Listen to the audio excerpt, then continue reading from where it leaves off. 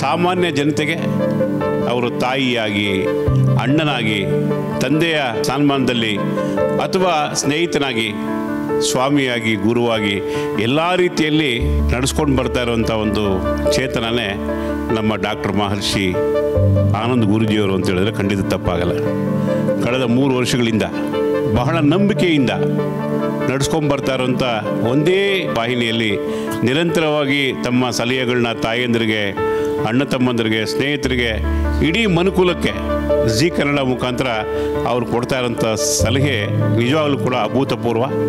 ನಿಜವಾಗಲೂ ನಾನು ಕಂಡ ಹಾಗೆ ಸಾಕಷ್ಟು ಜನ ಆ ಚಾನಲಲ್ಲಿ ನೋಡುವಾಗ ಅವ್ರು ಕೇಳ್ತಾ ಇರೋಂಥ ಪ್ರಶ್ನೆಗಳಿಗೆ ಎಷ್ಟು ಒಳ್ಳೆಯ ಉತ್ತರಗಳು ಕೊಟ್ಟು ಅವರು ನೆಮ್ಮದಿಯಾಗಿ ಇರಲಿಕ್ಕೆ ಸಾಧ್ಯ ಆಗುವಷ್ಟು ಸಲಹೆಗಳನ್ನ ನಿರಂತರವಾಗಿ ಕೊಟ್ಕೊಂಡ್ಬರ್ತಾ ಇರೋಂಥದ್ದು ನಾವೆಲ್ಲರೂ ಕೂಡ ಭಾಳ ಆನಂದ ಪಡುವಂಥ ಸಂಗತಿ.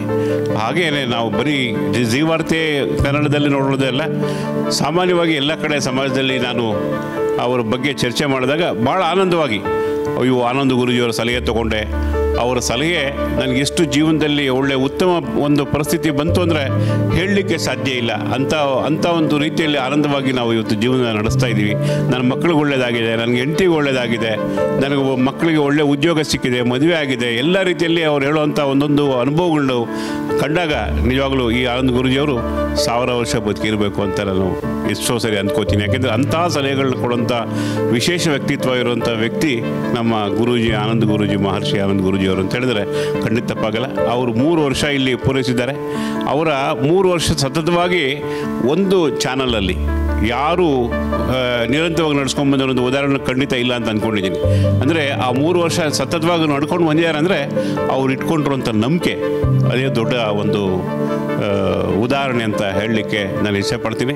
ಅವ್ರಿಗೆ ಇನ್ನೂ ಈ ಚಾನಲ್ಗೆ ಮತ್ತು ಈ ಚಾನಲ್ ಮುಖಾಂತರ ಇಡೀ ನಾಡಿನ ಜನತೆಗೆ, ಇಡೀ ಮನುಕುಲಕ್ಕೆ ಒಳ್ಳೆಯದಾಗುವಂಥ ಈ ಒಂದು ಪ್ರಯತ್ನ ಏನಿದೆ ಅದು ನಿರಂತರವಾಗಿ ಸಾಗಲಿ ಅಂತ ಈ ಸಂದರ್ಭದಲ್ಲಿ ಅವರಿಗೆ ಎಲ್ಲರಿಗೂ ಶುಭ ಹಾರೈಸ್ತಾ, ಮತ್ತು ಗುರೂಜಿಯವ್ರಿಗೆ ಅವರು ಆರೋಗ್ಯವಾಗಿ ನಿರಂತರವಾಗಿ ನಮ್ಮೆಲ್ರಿಗೂ ಸಹಕಾರ ಕೊಡುವಂಥ ರೀತಿಯಲ್ಲಿ ಆ ಭಗವಂತ ಅವ್ರು ಇಟ್ಟಿರಲಿ ಅಂತ ಆ ಭಗವಂತನನ್ನು ಕೂಡ ಪ್ರಾರ್ಥನೆ ಮಾಡ್ಕೊಳ್ತಾ ಈ ಒಂದು ಸಂದರ್ಭದಲ್ಲಿ ಈ ಒಂದು ನಿರಂತರವಾಗಿ ನಡೀತಿರುವಂಥ ಕಾರ್ಯಕ್ರಮಕ್ಕೆ ಸದಾ ಒಳ್ಳೆಯದನ್ನು ನಾವು ಕೂಡ ಬಯಸ್ತಾ ಅವ್ರಿಗೆ ಶುಭಾಶಯಗಳನ್ನು ಅರ್ಪಿಸ್ತಾ ನಾನೊಂದೆರಡು ಮಾತು ಮುಗಿಸ್ತೀನಿ. ಜೈ ಹಿಂದ್, ಜೈ.